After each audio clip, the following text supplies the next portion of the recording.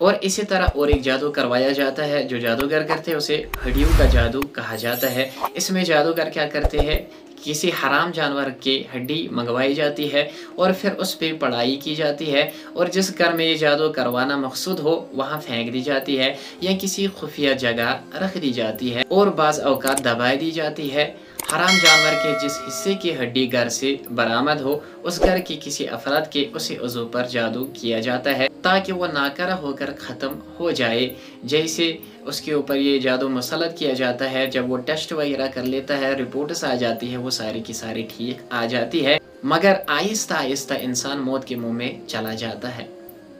اس کا علاج کیا ہے وہ بھی سن لیجئے کہ علاج ہے کثرت سے درود شریف پڑھ لینا ہے، اور اس کے وسیلے سے اللہ تعالیٰ کو دعا کرنی ہے کہ اللہ تعالیٰ جس نے بھی یہ جادو کیے اسی کے اوپر چلا جائے یا اسے ہدایت ہو جائے اور یہ جادو ختم ہو جائے۔ اور اس کے علاوہ اس میں سب سے مین چیز جو ہے وہ یہ ہے کہ آپ کو کسی جانور کا صدقہ ضرور کر لینا ہے، اور کیا کرنا ہے، کسی